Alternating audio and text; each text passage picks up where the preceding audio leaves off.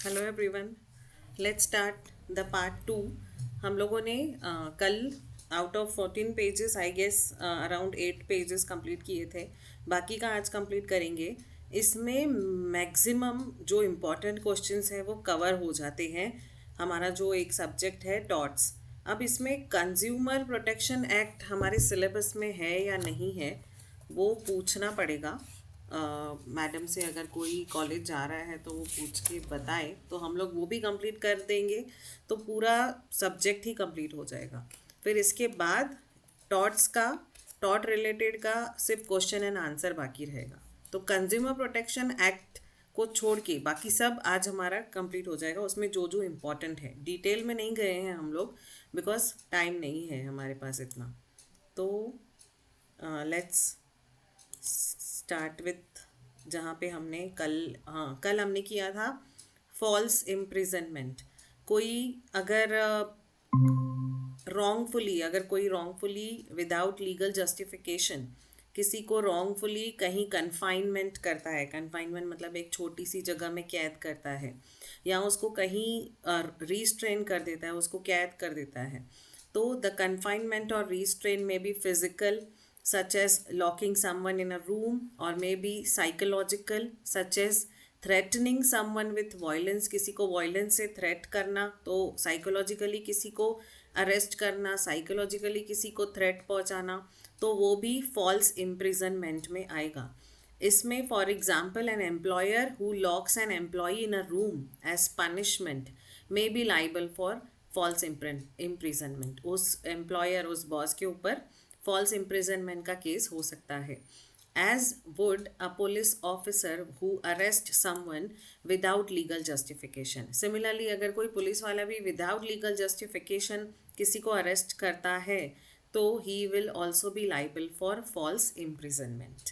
Now defamation. What is defamation? Defamation मतलब किसी की फेम को डिग्रेड कर देना, मतलब किसी की अल्टीमेट किसी की ब्रांड को, किसी की रेप्यूटेशन को, किसी की इज्जत को डीफेम करना। फेम होना मतलब फेमस होना, डीफेम करना मतलब उसकी रेप्यूटेशन को डैमेज पहुंचाना। तो defamation refers to any oral or written. Oral and written दोनों आ जाता है इसमें, मतलब लिबेल भी आ जाता है और स्लेंडर भी आ जाता है। ये दोनों टर्म्स हमने ऑलरेडी पहले किए हुए हैं, बट ये बहुत इंपॉर्टेंट है तो हम एक बार वापस देख लेंगे। Defamation refers to any oral or written statement made by a person which damages the reputation of another person. ऐसी कोई ओरल या रिटन स्टेटमेंट दी किसी ने जिससे सामने वाले की रेप्यूटेशन जो है उसको डैमेज पहुंचता है। तो there are two forms of defamation, that is libel. अगर कुछ राइटिंग में दिया है, प्रिंट किया है, कहीं भी सोशल मीडिया पे डाला है तो इट्स लिबेल। स्लैंडर अगर ओरली कुछ बोला है, मुंह से बोला है, स्पोकन वर्ड्स हैं। The difference between libel and slander is simply whether the statements are written or spoken। दोनों में डिफेमेशन हो रही है, दोनों में रेप्यूटेशन ऑफ अनदर पर्सन को डैमेज पहुंच रहा है। फर्क सिर्फ इतना है कि अगर वो रिटन में है तो इट इज कॉल्ड एज लिबेल, अगर वो ओरली बोला है, मुंह से बोला है, तो it is called as slander. If they are written, they are considered libel. If they are spoken, they are considered slander. If a person suffers injury to his reputation as a result of another person's statements, कोई भी उसके statement से अगर उसकी reputation को injury या हानि पहुंची है तो he can sue under the theory of defamation. वो डिफेमेशन के थियरी में उसको सू कर सकता है, उसके ऊपर केस कर सकता है। In the case of Ram Jethmalani versus Subramaniam Swamy in 2006, the Delhi High Court ruled that the Swamy's claim as to the fact that Ram Jethmalani had received funding from prohibited organization to support Tamil Nadu's chief minister in the Rajiv Gandhi assassination case were defamatory। तो इसमें defamatory ये हुआ था कि राम जेठमलानी मतलब स्वामी जो claim था वो रूल कोर्ट ने रूल किया था। Court ruled out the Swamy's claims कि राम जेठमलानी ने जो फंडिंग रिसीव की थी, एक प्रोहिबिटेड ऑर्गेनाइजेशन से फंडिंग रिसीव की थी। तो मतलब इसमें क्या हो रहा था, डिफेमेशन का जो केस है वो बन रहा था। तो कोर्ट रूल के डिफेमेशन का केस है बिकॉज उसके ऊपर ये उसकी रेपुटेशन को डैमेज पहुंचा था ये बता के कि उसने एक प्रोहिबिटेड ऑर्गेनाइजेशन से फंडिंग रिसीव की है, और वो किस लिए की है, to support Tamil Nadu chief minister जो राजीव गांधी असैसिनेशन केस में इन्वॉल्व था। तो ये जो केस है वो डिफेमेशन का केस है। This is just an example. वैसे डिफेमेशन बहुत सिंपल है कि रेपुटेशन को अगर कहीं भी डैमेज हो रहा है, इंजरी हो रही है, रेपुटेशन को हानि पहुंच रही है, वेदर रिटन और ओरल किसी भी तरीके से, तो that falls under defamation. Defences against defamation. Defence क्या है, मतलब आप बच कैसे सकते हो।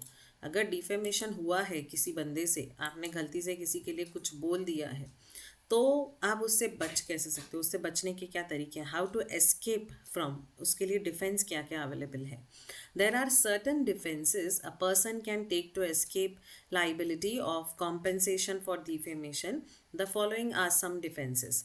वन इज ट्रुथ, अगर वो बात सच्ची है, if a person making the statements proves them to be true, he can escape liability। अभी अगर किसी आतंकवादी के लिए आपने बोल दिया वो आतंकवादी है, तो वो आपको डिफेमेशन का केस नहीं डाल सकता, लेकिन अगर आपने वो प्रूव किया कि वो ट्रू है, तो स्टेटमेंट्स प्रूव होनी चाहिए ट्रू है, अगर वो सच है, वो फैक्ट है, तो आप जो है इस लाइबिलिटी से आप एस्केप हो सकते हो, मतलब डिफेमेशन का केस आप पे नहीं लगेगा। Fair and reasonable criticism. Making fair and reasonable criticism without any malicious intention, कोई गलत इंटेंशन के बिना अगर आपने रीजनेबल क्रिटिसाइज किया है। अब बहुत सारे लोग सोशल मीडिया पे भी रीजनेबल क्रिटिसाइज एक्टर्स को करते हैं, जहाँ पे फेयर एंड रीजनेबल क्रिटिसिज्म है तो वहाँ पे उनका राइट ऑफ स्पीच है। तो ऐसा कुछ है, फेयर एंड रीजनेबल क्रिटिसाइज किया है, किसी को डिफेम करने के इरादे से नहीं बोला है, does not amount to defamation. उससे किसी का डिफेमेशन एज सच नहीं हो रहा है, आपने एक ट्रू स्टेटमेंट बोली है और फेयर एंड रीजनेबल क्रिटिसाइज किया है, कोई आपका इंटेंशन मैलिशियस नहीं है उसमें, आपका इंटेंशन जो है वो गलत नहीं है इंटेंशन। तो ऐसे केसेस में जो है you can get a escape from this liability of compensation, आपको डिफेमेशन का कॉम्पेंसेशन नहीं देना पड़ेगा। मतलब आप पे ये केस जो है, केस तो बन गया होगा लेकिन आप उससे बच सकते हो, ऐसा नहीं कि केस ही नहीं होगा। अगर आपने किसी को डिफेम किया है आइदर थ्रू लिबेल और थ्रू स्लेंडर, तो केस तो बनेगा अगर उसको करना है तो, but how you can escape, उससे बच कैसे सकते हैं, या आप ये प्रूव कर लो कि आपने जो बोला था सच बोला था, आप प्रूव करो कि ये आपका इंटेंशन बुरा नहीं था और आपने रीजनेबल बात बोली है। And third is privilege. A member of parliament, parliament के मेंबर्स को प्रिविलेज है, ये अधिकार है, ये बोल सकते हैं कि ये उनको एक मौका है, राइट है उनको, has an absolute privilege for any statements he makes in parliament. अगर पार्लियामेंट में कोई वो स्टेटमेंट बोलता है तो उसको प्रिविलेज है, उस पार्लियामेंट में बोली हुई बातों पे डिफेमेशन का केस नहीं बना सकते। अपोलॉजी, अगर ये सब में से कुछ भी नहीं है तो लास्ट है अपोलॉजी। आप सॉरी बोल दो, अपोलोजाइज कर लो, वो भी पब्लिकली। मतलब अगर आपका लिबेल है, अगर आपने स्टेटमेंट राइटिंग में दिया है तो राइटिंग में वो आप उसकी अपोलॉजी दो, और अगर आपने ओरली बोला है स्लेंडर तो उसकी या तो फिर आप राइटिंग में अपोलॉजी दो या तो फिर वर्बली अपोलॉजी दो। तो अपोलॉजी आपकी होनी चाहिए अगर आपने किसी के लिए डिफेमेशन रिमार्क बोला है, तो उससे जो है one can escape from the liability of compensation, मतलब as good as he is taking his words back. In the case of person who makes a defamatory remark, later issues an apology, बाद में वो apology issue कर रहा है, he can escape from the liability of compensation। तो उस पर जो compensation लगना था defamation के केस के वजह से वो उस पर नहीं लगेगा। तो there are 4 things where those are called defenses। Question इतना ही आएगा, what are defenses against defamation। तो one is truth, fair and reasonable criticism, third is privilege to the members of parliament, and apology, अगर आप apologize कर रहे हो तो। there is a distinction between libel and slander, बहुत simple है। Libel ये है कि it is address to eyes, क्योंकि वो आप देखोगे, वो राइटिंग में होगा जो डिफेमेशन होगा। स्लेंडर होगा वो आप सुनोगे बिकॉज वो वर्बली बोलेगा। इट इज़ टॉट as well as a criminal offence. अब जो लिबेल है वो एक तो टॉट भी है, वो क्रिमिनल ऑफेंस भी, क्योंकि राइटिंग में अगर आपने डिफेम किया है तो वो क्रिमिनल ऑफेंस भी है। टॉट तो है ही, वो सिविल रॉन्ग तो है ही, बट वो क्रिमिनल ऑफेंस भी है। स्लैंडर जो है it is a civil injury only and not a criminal offence except in certain cases, कुछ केसेस को छोड़ के, अदरवाइज स्लेंडर जो है वो सिविल इंजरी है। तो रिसेंटली अगर कोई केसेस वगैरह चल रहे हैं जहाँ पे किसी ने किसी के लिए कुछ बोल दिया है गलत, किसी एक समुदाय के लिए या किसी के लिए भी कुछ भी बोला है, तो वो क्रिमिनल ऑफेंस में नहीं आएगा। दैट इज़ वाई के कोई गवर्नमेंट जाके उनको सीधा अरेस्ट नहीं कर सकते हैं। तो ही इज़ गिवन ऑप्शन कि आप अपोलॉजी दो या आप जो है वो बताओ कि ये ट्रू है, या फेयर एंड रीजनेबल आपके पास क्रिटिसिज्म का कुछ है तो सिविल इंजुरी है ये, एक्सेप्ट इन सर्टन केसेस। तो एक्सेप्शन है यहाँ पे। It is actionable without proof of actual damage. इसमें एक्चुअल डैमेज हुआ हो या नहीं हुआ हो, बंदा ये नहीं बताएगा कि मेरा लॉस हो गया, आपने मेरे लिए पेपर में ऐसा छापा तो मेरी कंपनी का लॉस हो गया, मेरा नाम खराब हुआ। You don't have to prove that आपका एक्चुअल डैमेज हुआ है। एक बार राइटिंग में किसी ने किसी के लिए गलत कुछ लिखा, उसको डिफेम किया, तो दैट इज़ एक्शनेबल।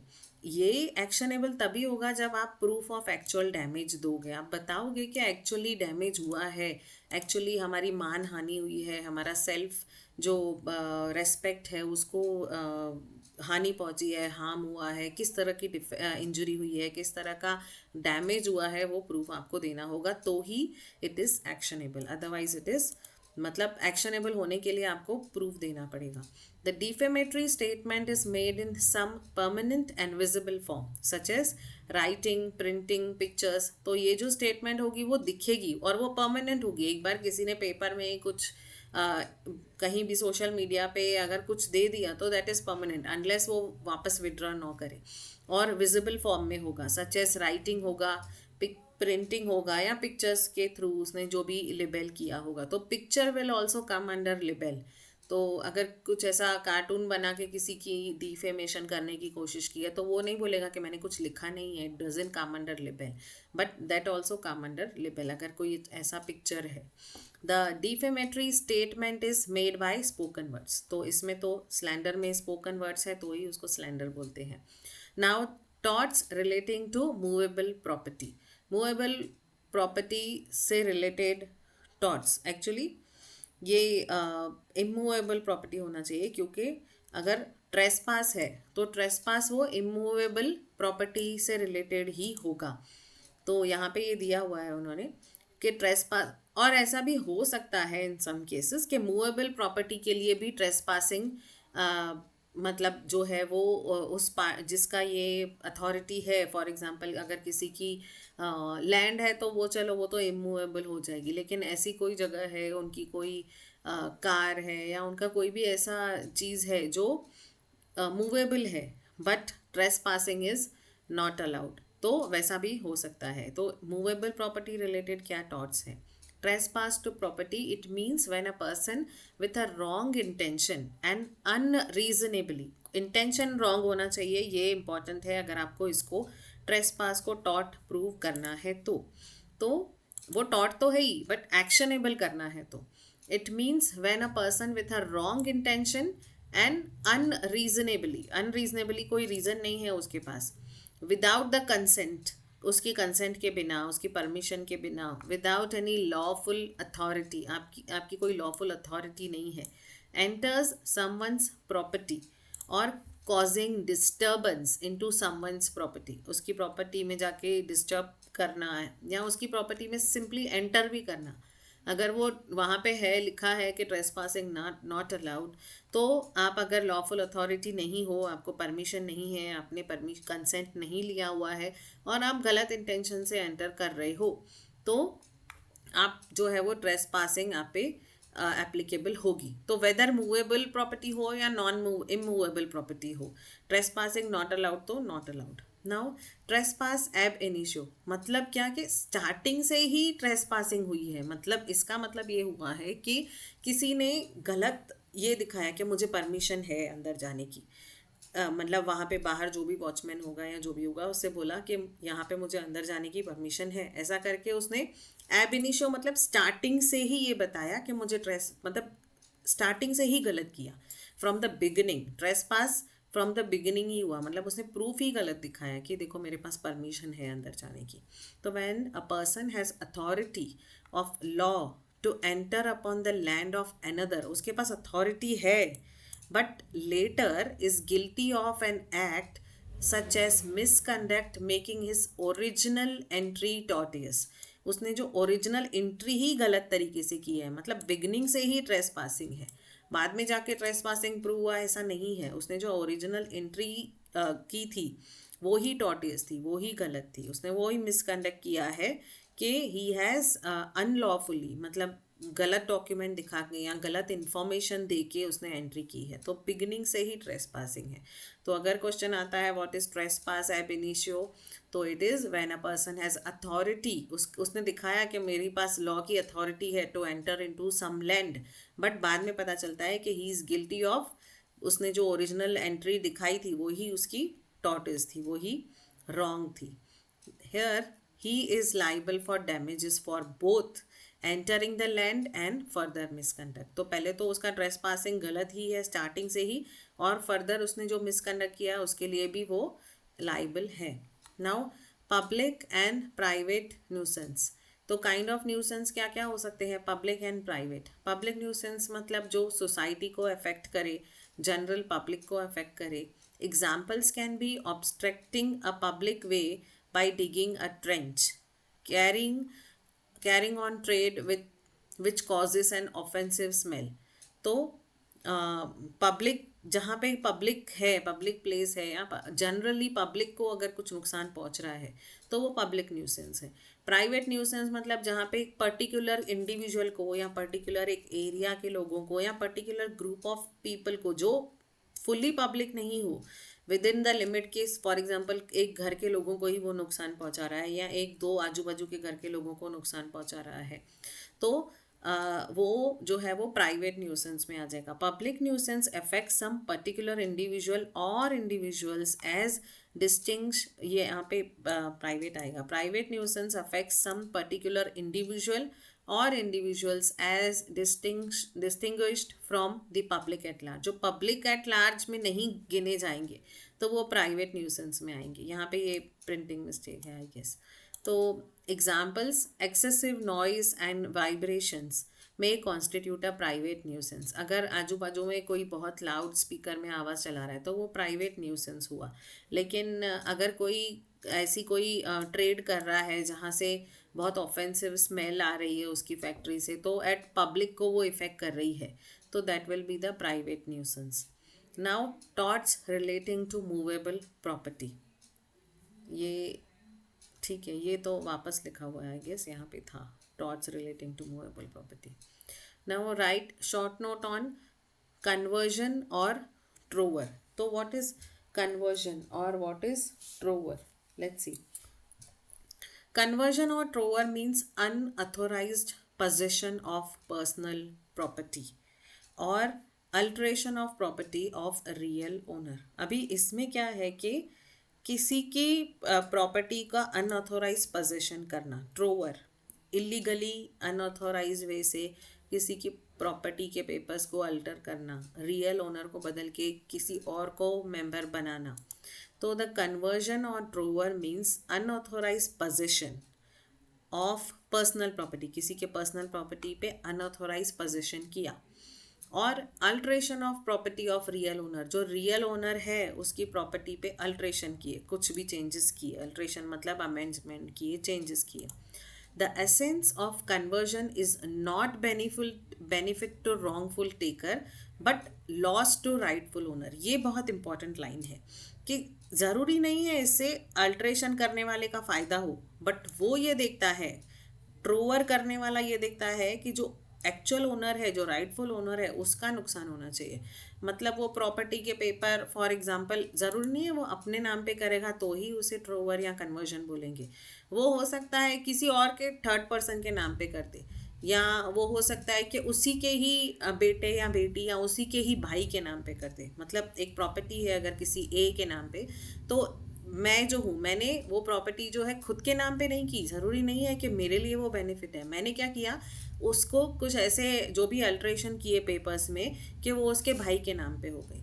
तो यहाँ पे इसका इंटेंशन क्या होता है ड्रोवर का कि राइटफुल ओनर का नुकसान होना चाहिए, भले ही फिर उसको खुद को मतलब मुझे बेनिफिट हो ना हो।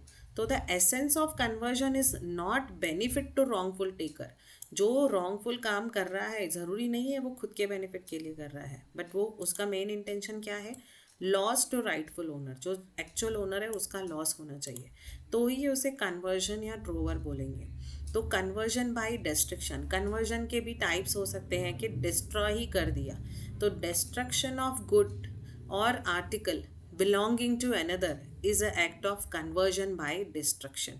अगर कोई किसी ने आर्टिकल, कोई किसी ने चीज़ लिखी है, कोई किसी ने कोई पब्लिश किया है, तो उसको डिस्ट्रॉय करना, तो that is the act of conversion by destruction. मतलब उसने क्या किया, उसका ओनरशिप कन्वर्ट किया बट डिस्ट्रॉय करके किया, मतलब अल्टीमेटली राइटफुल ओनर का तो नुकसान ही हुआ। उसने जो भी आर्टिकल बनाया होगा, जो भी कोई चीज़ है उसकी बनाई हुई, भले ही वो एक बुक क्यों ना हो, बट उसने उसको डिस्ट्रॉय किया।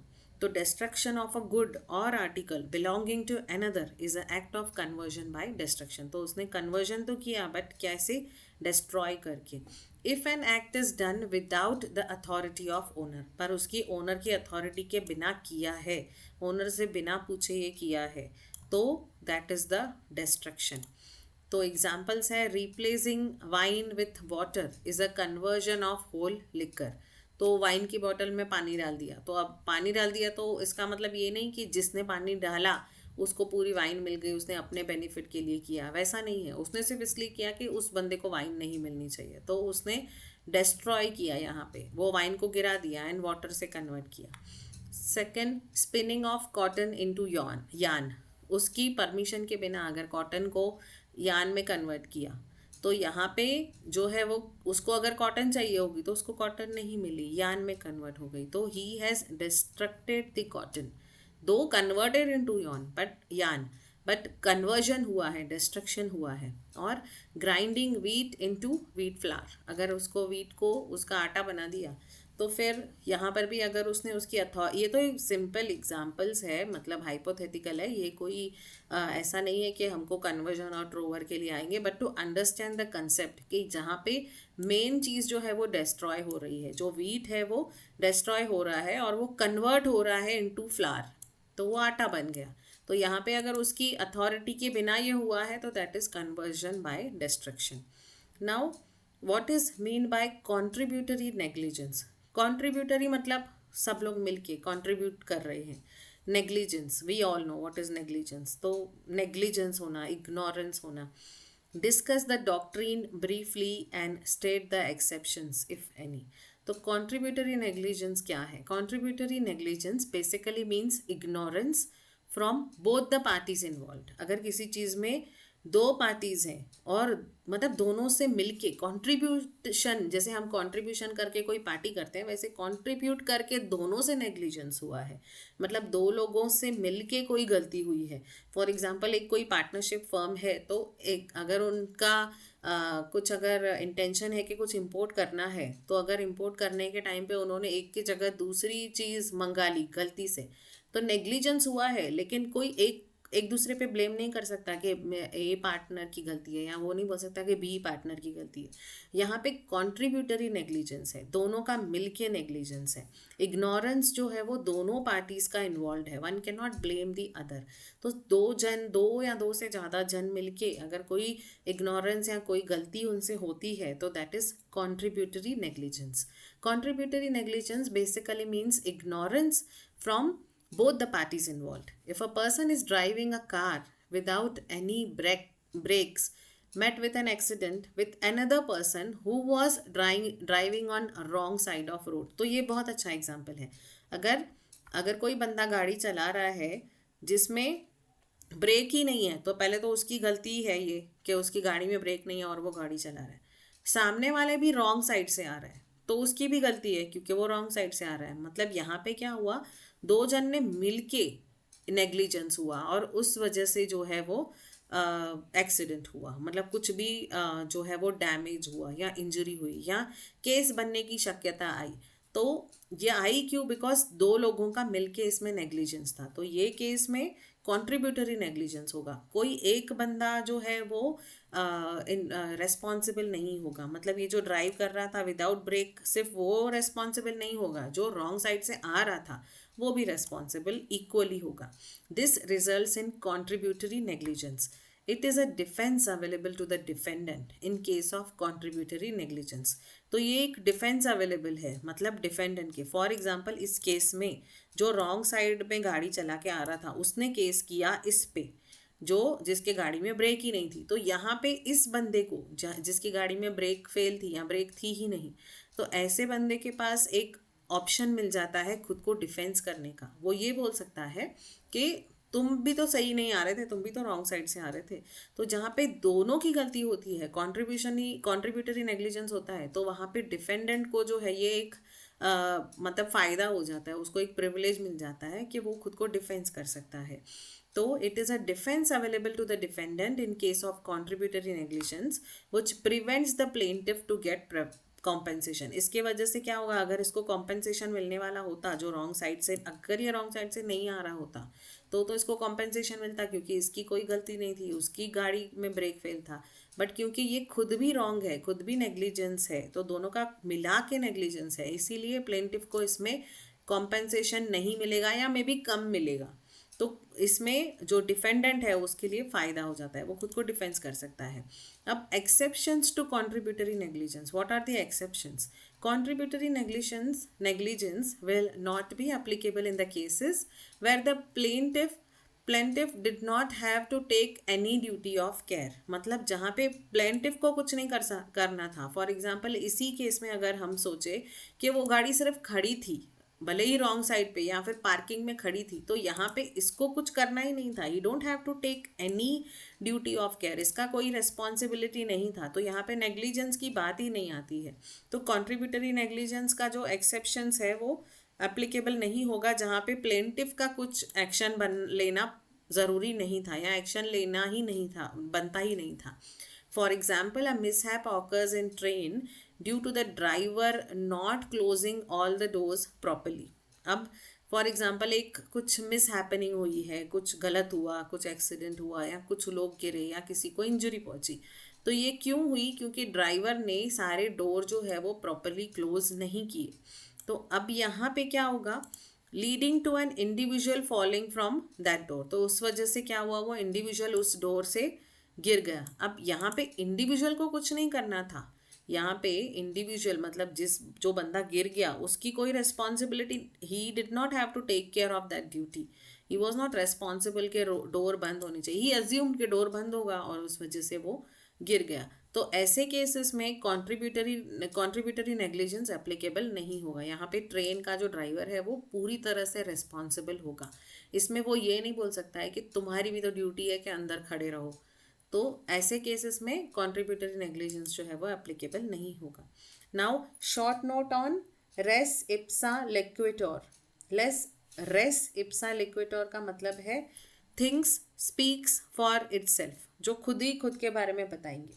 जो the incident would not ordinarily occur without negligence, इस ये हम आगे देखते हैं कि मतलब विदाउट नेग्लिजेंस। रेस इप्सा लिक्विटोर मतलब कोई ऐसा incident would not ordinarily occur, वो नहीं होता अगर नेग्लिजेंस नहीं होता। तो मतलब यही केस में अगर हम देखें, अगर ड्राइवर ने प्रॉपरली सारे मेट्रो के डोर क्लोज किए होते तो ये इंसिडेंट ही नहीं होता, मतलब ये नेग्लिजेंस के वजह से हुआ है। तो उसको हम रेस इप्सा लिक्विटोर बोलेंगे in the language of, as per the language of law. While there is no direct proof of negligence, अभी नेग्लिजेंस का कोई डायरेक्ट प्रूफ नहीं है। The injuries sustained by victim cannot be explained by anything else except for negligence। वो यही ऐसे कोई cases हैं जहाँ पे आप और कोई रीज़न नहीं बता सकते। अब ये जो ड्राइवर है उसने ऐसा तो नहीं है कि जानबूझ के उसी बंदे को गिराने के लिए डोर प्रॉपर नहीं बंद किए। यहाँ पे प्योरली नेग्लिजेंस है।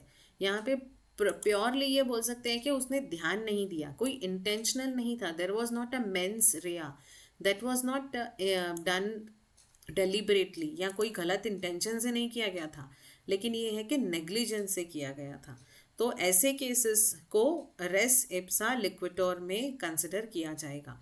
Race ipsa loquitur which translate the thing speaks for itself. ये जो बात है ये अपने आप में ही उसका एक सबूत है कि ये नेग्लिजेंस ही है, इसमें कोई किसी का पर्सनल कोई नुकसान वो नहीं है, दुश्मनी नहीं है, ना ही किसी ने पर्पसफुली किया है.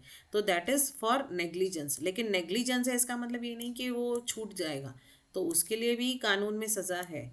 तो दे हैव टू प्रूव कि that is race ipsa लिक्विटोर.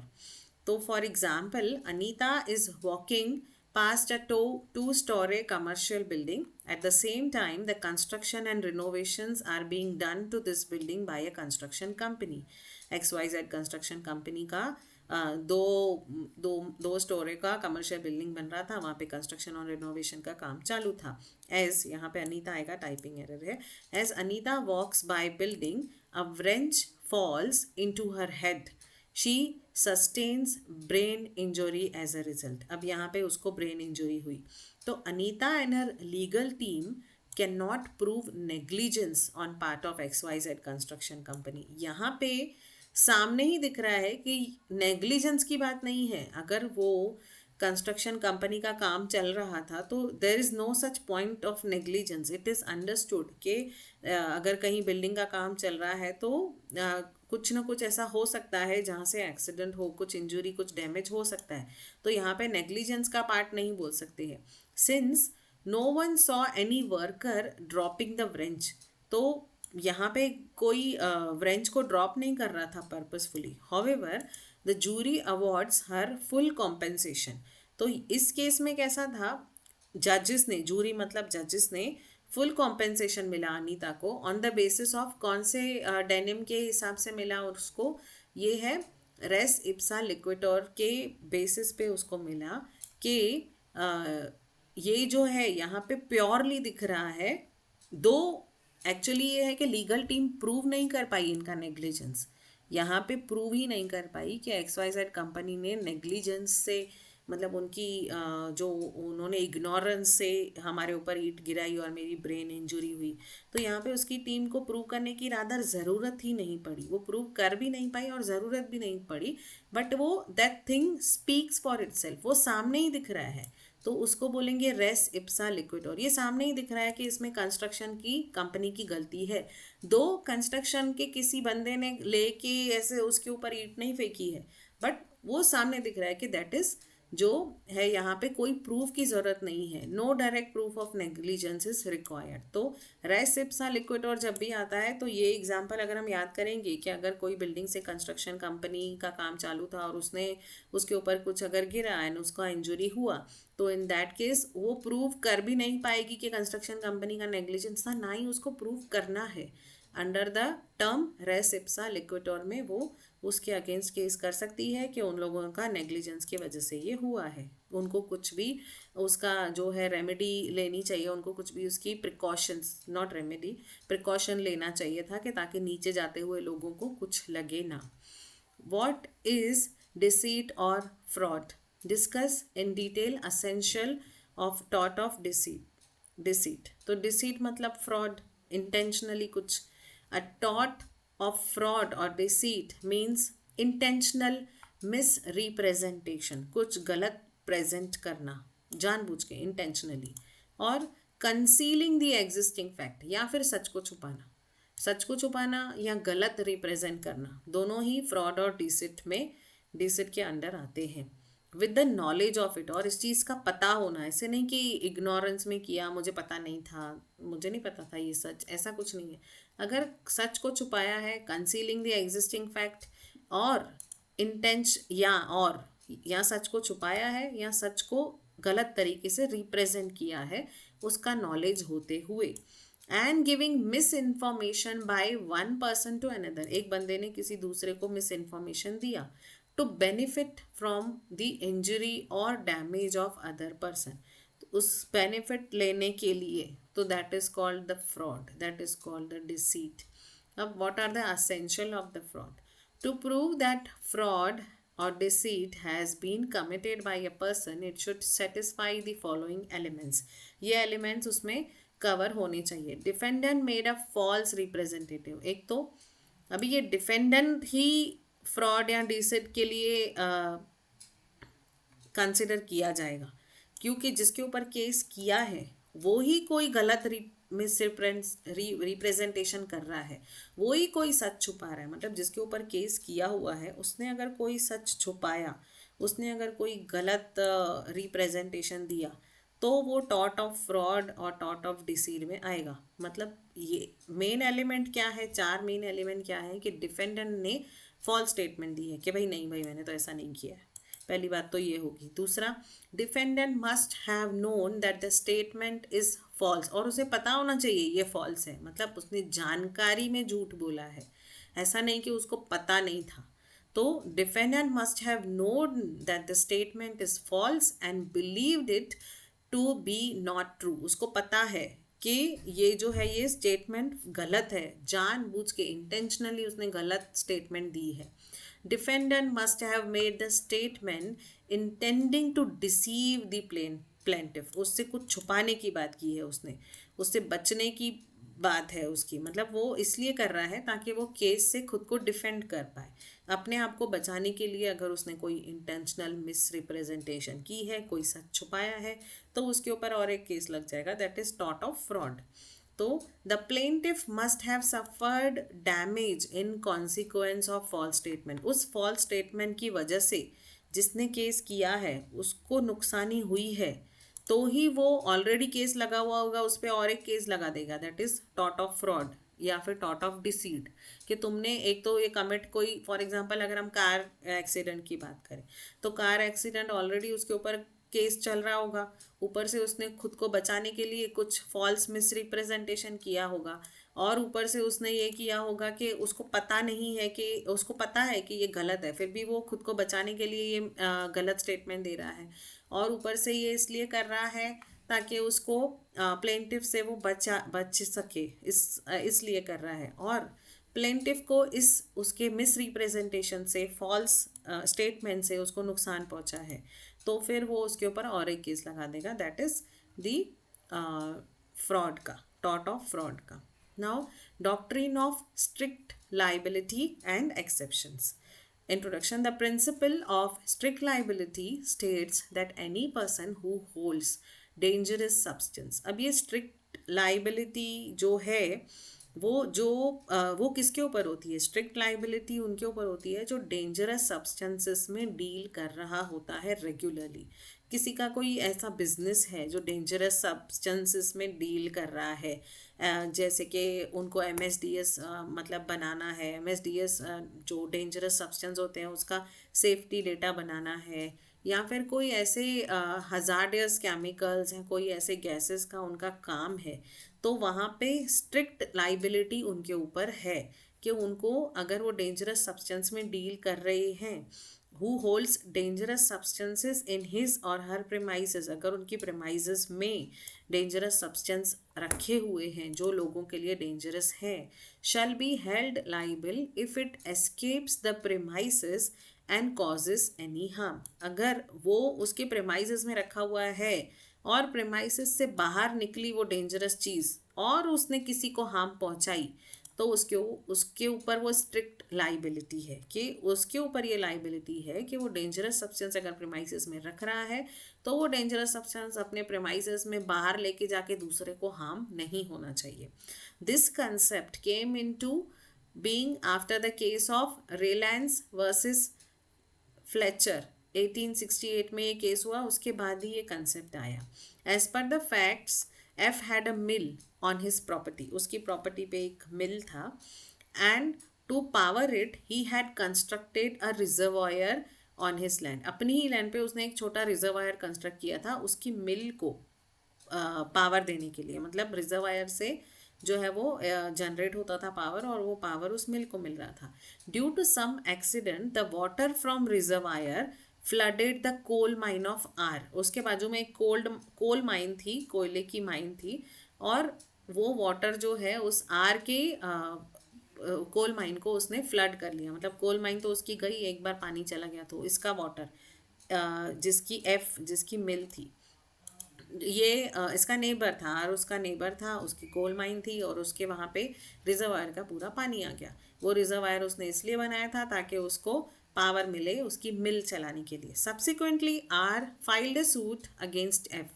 The court held that the reservoir was build on a risk of defendant. अब ये डिफेंडेंट की रिस्क पे बना हुआ था। And during its operation, if any incident happened, then the defendant would be held liable. तो defendant जो है वो liable होगा, even if he was not negligent to his actions, भले ही वो अपने actions में negligent नहीं था, for the incident and escape of material and resultant damage caused. अब यहाँ पे ये क्या strict liability का केस क्यों आया? क्योंकि उसके यहाँ पे दो पानी कोई dangerous substance नहीं है, बट वो सब्सटेंस ने बाहर निकल के हार्म किया। तो वाटर रिजर्वायर में होना और वो फ्लड लेके आना, तो वो एक डेंजरस सब्सटेंस में तब्दील हो गया। उसने उसके कोल माइन को फ्लडेड कर दिया, तो उसने हार्म किया, उसने अपने नेबर को हार्म पहुंचाया, उसको जो भी इंजरी हुआ, जो भी डैमेज हुआ, तो इन दैट केस जो है वो स्ट्रिक्ट लाइबिलिटी का डॉक्ट्रिन जो है वो establish होता है। Thus from the aforementioned case we can point out some essentials of the case. तो one, hazardous substance, second escape, तो ये यहाँ से बच नहीं सकता था बिकॉज वो उसका नेबर था और वहाँ पर ही उसका जो कोल माइन है वहाँ पे वो पानी आ गया। And non natural use of land, यहाँ पे जो है वो यूज़ ऑफ लैंड जो था वो नॉन नेचुरल था इस केस में। मतलब मे भी उसको अलाउड नहीं होगा उस एरिया में वाटर रिजर्वायर बनाना जहाँ पे बाजू में कोल माइन है। तो this could be the case. For enforcing strict liability a thing can be hazardous if it escapes can lead to mischief और डैमेज।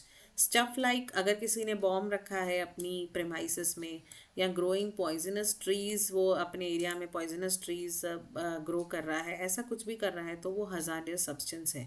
तो अगर स्ट्रिक्ट लाइबिलिटी में कंसिडर होना है उसको उसमें स्ट्रिक्ट लाइबिलिटी के डॉक्ट्रिन में आना है, तो ये तीन कंडीशंस जो है वो सेटिस्फाई होनी चाहिए। These are essentials. और है escape. Another condition to be fulfilled is the escape of the substance from defendant's premises. वो डिफेंडेंट के प्रेमाइसेस से निकल के बाहर आ गया, वो पानी उसके प्रेमाइसेस में होता रिजर्वायर में तो प्रॉब्लम नहीं आती, तो वो वहाँ से उसने जगह चेंज की, वो उस जगह से बाहर निकल के दूसरे को हार्म पहुँचाया। However, if the damage is caused but the substance is still within the premises, there is no strict liability. यही अगर पानी इसके ही premises में होता और उसको किसी और रीज़न से प्रॉब्लम हुई होती, तो फिर वहाँ पे स्ट्रिक्ट लाइबिलिटी का क्वेश्चन नहीं है। मतलब वो जो हार्मफुल सब्सटेंस है वो वहाँ से बाहर आना चाहिए, उसकी प्रेमाइसिस से बाहर आना चाहिए, तो ही आप ये डॉक्ट्रिन ऑफ स्ट्रिक्ट लाइबिलिटी को कंसिडर कर सकते हो।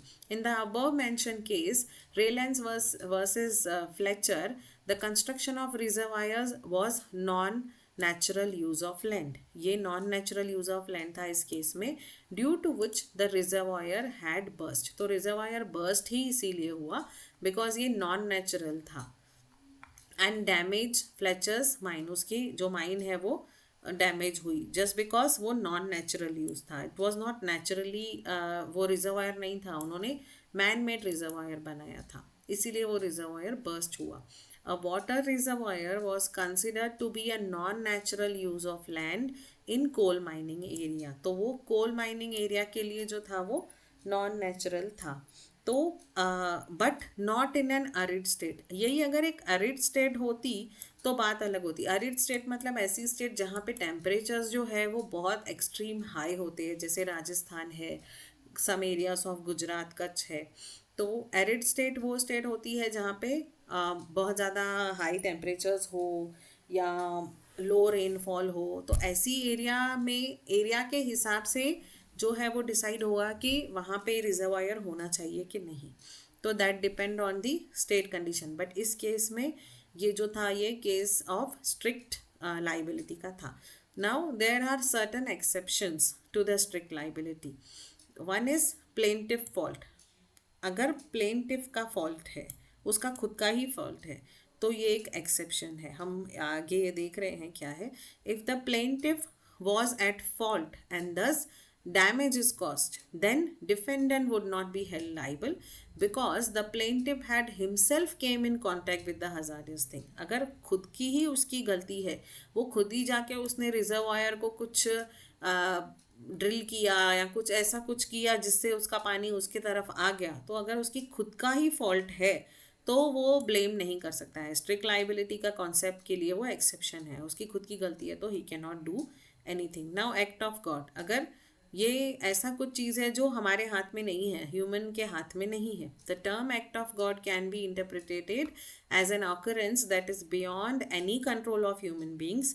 ह्यूमन बींग्स के कंट्रोल के बाहर है. Such happenings are entirely natural and take place without any intervention from human agency.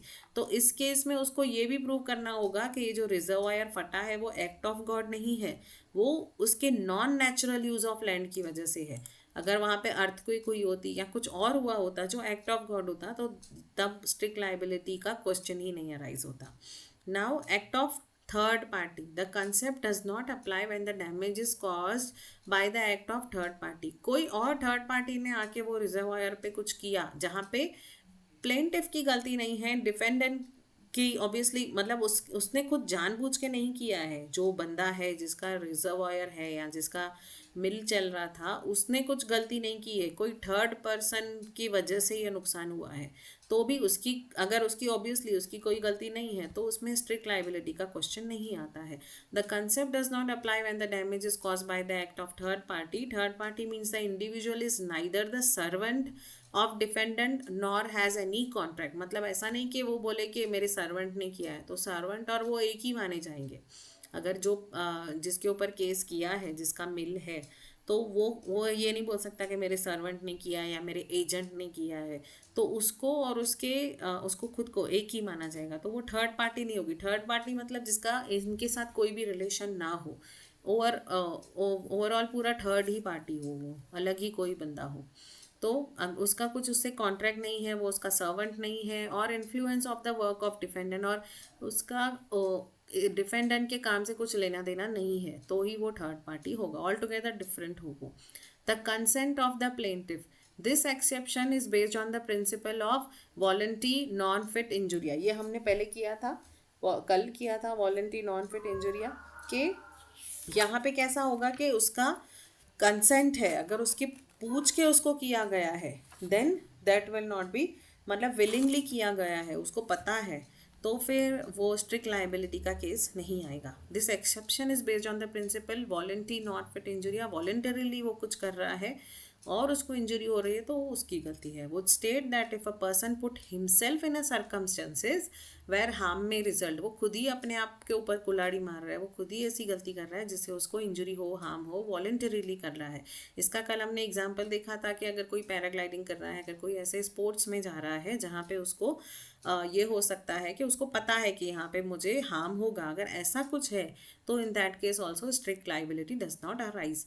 Being well aware of danger, they may not be able to make any claim against the party in error. फिर वो जिसके ऊपर जो party की गलती है उसके ऊपर भी वो क्लेम नहीं बना सकते अगर उसको पहले से ही पता है कि that is voluntary non fit injury है, उसको वॉलंटरीली पता है कि इससे इंजरी होगी. नाउ स्टैचुटरी अथॉरिटी, अगर कुछ ये गवर्नमेंट ने किया, गवर्नमेंट को कुछ वो लेजिस्लेशन लॉ में ऐसा लिखा हुआ है या कुछ ऐसा जस्टिस पास हुआ, कुछ ऐसा वर्डिक्ट आया जिस वजह से उनको वो एरिया खोदनी पड़ी, और उस वजह से अगर वो रिजर्वायर फूटा और इसके कोल माइन में पानी आया, तो मतलब ये स्टैचुटरी अथॉरिटी ने किया है. तो ऐसे केस में भी जिसकी मिल है उसका कोई भी फॉल्ट नहीं है, तो इसीलिए स्ट्रिक्ट लाइबिलिटी का कंसेप्ट नहीं आएगा. तो there are in short 5 exceptions हैं स्ट्रिक्ट लाइबिलिटी के लिए. क्वेश्चन ऐसा आ सकता है, तो एक है कि प्लेंटिफ का खुद का फॉल्ट होगा, एक्ट ऑफ गॉड होगा, एक्ट ऑफ कोई थर्ड पार्टी है, फिर कंसेंट उसके कंसेंट से है, मतलब उसको पता है, और स्टैचुटरी अथॉरिटी ने कुछ किया है. अगर इनमें से कुछ है तो स्ट्रिक्ट लाइबिलिटी पे स्ट्रिक्ट लाइबिलिटी का क्वेश्चन ही नहीं उठता. नाउ अभी एब्सोल्यूट लाइबिलिटी का ये है. अभी स्ट्रिक्ट लाइबिलिटी अलग, अभी हमने देखा वो स्ट्रिक्ट लाइबिलिटी.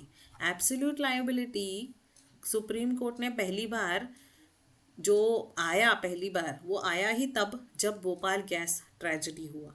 उसके बाद ही सुप्रीम कोर्ट ने इस टर्म को ही इंट्रोड्यूस किया, इस कॉन्सेप्ट को इंट्रोड्यूस किया, that is absolute liability. Strict liability तो ठीक है, क्योंकि इसके पहले सिर्फ स्ट्रिक्ट लाइबिलिटी ही कंसिडर की जा रही थी 1984 के पहले।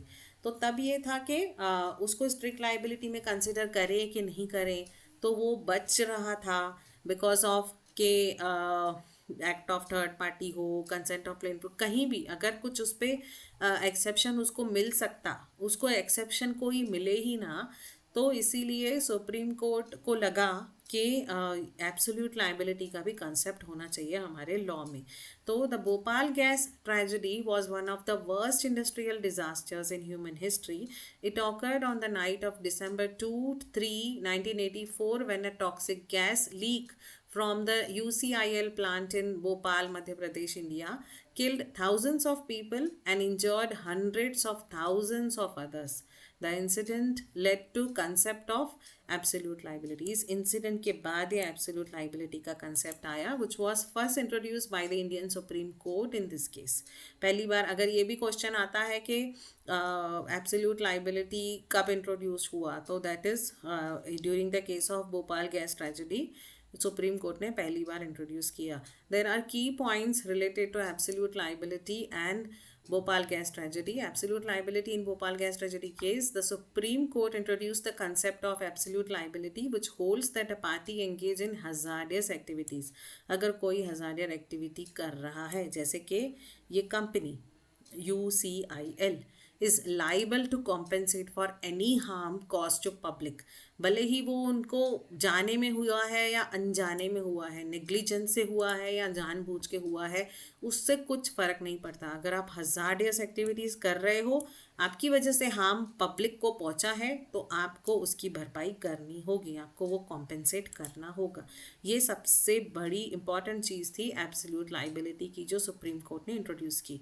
No fault liability, absolute liability is a form of no fault liability, which means that the liability of party engage in hazardous activities not dependent on proving fault or negligence. उसको पूछा ही नहीं जाएगा तुम्हारा फॉल्ट है नहीं है, negligence है नहीं है, बस तुम्हारी वजह से नुकसान पहुंचा है तो तुमको कॉम्पेंसेट करना है। हजार्डियस एक्टिविटीज़ में आप डील कर रहे हो, नुकसान पहुंचा है, वेदर आपको प्रूव करना ही नहीं है नेग्लिजेंस है, मेरी गलती नहीं थी, कोई पूछ ही नहीं रहा है आपसे, आपको सिर्फ कॉम्पेंसेट करना है अगर आपकी वजह से हार्म हुआ है तो। The supreme court held that the UCIL was engage in hazardous activity and therefore it was strictly liable for harm caused by the gas leak. जो गैस लीक हुआ उसका हार्म जो भी हुआ, इसलिए आप लाइबल हो। Compensation. The court ordered UCIL to pay compensation to the victims of gas leak, which included both immediate, जो immediately जिनको नुकसान हुआ है वो, या जिनको लॉन्ग टर्म मेडिकल ट्रीटमेंट की सलाह दी गई है वो, और जिनको रिहेबिलिटेशन सेंटर्स में रखा गया है वो, सबको कॉम्पेंसेट करना पड़ेगा। Criminal liability. While the court held UCIL strictly liable under civil law, it also allowed for criminal proceedings. अब ये सिर्फ सिविल लॉ में नहीं आएगा, क्योंकि यहाँ पे बहुत मेजर जो है वो लोगों की लाइफ को नुकसान पहुँचा था, तो वो क्रिमिनल प्रोसीडिंग भी अलाउ किया इस केस में, मतलब उनके अगेंस्ट क्रिमिनल प्रोसीडिंग भी हुई, और सिविल लॉ तो ऑब्वियसली लगा ही, तो अगेंस्ट कंपनीज टॉप एग्जीक्यूटिव। लेकिन क्रिमिनल प्रोसीडिंग्स किसके अगेंस्ट हुई? जो कंपनी के टॉप एग्जीक्यूटिव्स थे, मतलब कंपनी के ऊपर नहीं, क्रिमिनल प्रोसीडिंग लोगों के ऊपर लगी जो टॉप एग्जीक्यूटिव थे और जो मैनेजर्स थे, जिनकी वजह से हम बोल सकते हैं कि उनके नेग्लिजेंस की वजह से उन्होंने अपनी ड्यूटी प्रॉपरली परफॉर्म नहीं की, जिस वजह से वो गैस लीक हुआ, तो उन पे क्रिमिनल प्रोसीडिंग लगा और कंपनी पे सिविल लॉ के अंडर एब्सोल्यूट लाइबिलिटी का केस लगा। Environmental damage. The court also recognized the need for compensation to be paid for environmental damage caused by the gas leak, which included contamination of soil and water sources.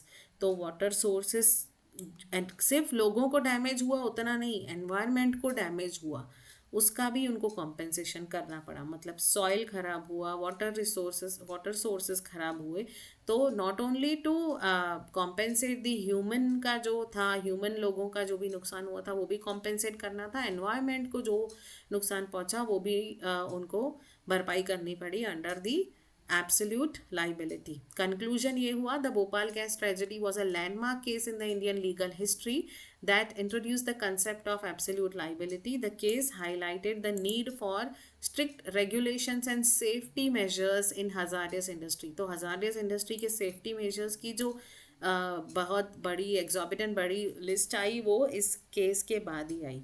उसके बाद एक framework भी बना, establish a framework for compensating victims. अगर कुछ ऐसे victim है और इंडस्ट्रियल डिजास्टर की वजह से नुकसान पहुंचता है ना सिर्फ लोगों को बल्कि इन्वायरमेंट को भी, तो ऐसा कुछ है तो उसके लिए ये जो है ये कंसेप्ट इंट्रोड्यूस हुआ.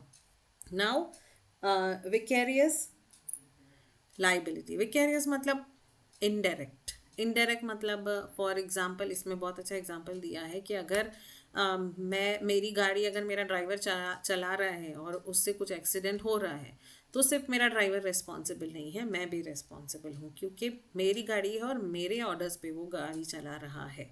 तो that is indirect. Vicarious basically is indirectly experience anything, it is an indirect liability. तो यहाँ पे explain the concept of vicarious liability with the help of master servant relationship. तो what is vicarious liability? Means the liability of a person for an act committed by another person. कोई ऐसा act जो आपने किसी और person के लिए किया हो. Such liability arises due to nature of relation between the two. तो दोनों में employer और employee master servant का relation है.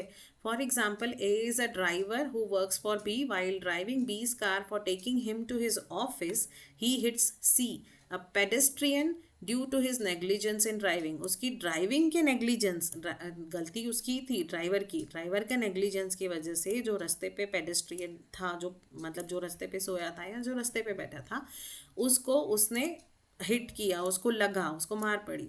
इन such case even though B was not driving, मैं भले ही गाड़ी नहीं चला रही थी, but still I will be still liable for the accident which was cause due to negligence of A. भले ही उसमें नेग्लिजेंस ए का था, ड्राइवर का नेग्लिजेंस था, but I will be equally responsible with the concept of vicarious liability, because जो है वो इनडायरेक्ट लाइबिलिटीज ऐसे केसेस में अराइज होती है. Vicarious liability of a master for torts by servant. अगर सर्वेंट ने कुछ गलती की है तो मास्टर की लाइबिलिटी है. तो फॉर एग्जांपल अगर कोई चार्टर्ड अकाउंटेंट है और उसके स्टाफ ने गलती से किसी को ज़्यादा रिफंड क्लेम करा दिया या कुछ ज़्यादा पेनल्टी भरवा दिया, कुछ भी किया, तो उसका जो भी यहाँ पे टॉर्ट की बात नहीं है बट मिस्टेक की बात है, ये सिर्फ हाइपोथेटिकल एग्जांपल है कि उसमें क्या होगा कि the boss will be responsible. He can not से कि नहीं मेरा जो स्टाफ है उसने ये गलती की, तो दैट इज़ नॉट एक्सेप्टेबल. अगर मास्टर सर्वेंट का रिलेशन है तो वहाँ पे एम्प्लॉयर एम्प्लॉई का रिलेशन है, तो employer is responsible for the acts of employee. In master servant relationship the master employs the service of the servant and he works on command of master. तो ये there's a special relation exists between the two, and in case of tort committed by servant, his master is held liable. There are many cases in which servant does an act for his master. तो ऐसे बहुत सारे cases होते हैं जो वो उसका boss ने बोला है इसलिए वो करता है. दस in law it is deemed, ऐसा अज्यूम किया जाता है. इट इज़ डीम्ड मतलब एक्चुअल नहीं है, but it is assume that the master was doing that act himself. ये समझा जाता है कि मास्टर खुद ही कर रहा है, खुद कर रहा है या करवा रहा है, लॉ के हिसाब से वो खुद ही कर रहा है, तो उसको विकेरियस लाइबिलिटी बोलते हैं. Therefore if the servant commits any lawful act, the master will also be held liable for the same. This liability of master is based on following two maxims. तो दो मैक्सिम ये है कि कोई facet पर allium facet पर से. इसका मतलब ये है कि फैसेट पर एलियम फैसेट का मतलब he who act through another does the act himself.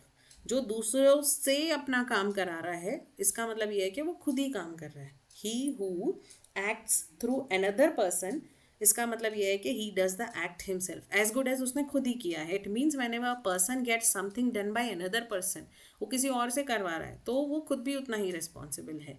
Then the person is viewed to be doing such an act himself only. If A is a owner of many trucks and employs driver to drive them for the purpose of trade, and in case of his driver get into accident, अगर बहुत सारे trucks हैं किसी के पास और उसने बहुत सारे ड्राइवर रखे हैं ट्रक चलाने के लिए और उसके ड्राइवर ने कुछ एक्सीडेंट किया है उसकी रैश ड्राइविंग की वजह से, तो इवन दो ए खुद गाड़ी नहीं चला रहा था but he will be responsible for the accident, क्योंकि ये जो यहाँ पे ये आएगा कि फैसेट पर एलियम फैसेट पर से का जो मैक्सिम है वो कंसिडर होगा, क्योंकि एज गुड एज वो खुद ही एक्ट कर रहा था बिकॉज वो उसका ही स्टाफ है, वो उसका ही सर्वेंट है वो लोग. रेस्पॉन्डेंट सुपीरियर, यहाँ पे जो सुपीरियर है is respondent, it means the superior should be held responsible. कौन सुपीरियर? रेस्पॉन्डेंट होगा, मतलब सुपीरियर रेस्पॉन्सिबल होगा उसके सबॉर्डिनेट ने जो भी एक्ट किए हैं क्योंकि उसके कहने पे किए हैं. These two maxims have played a significant role in development of law of vicarious liability of the master.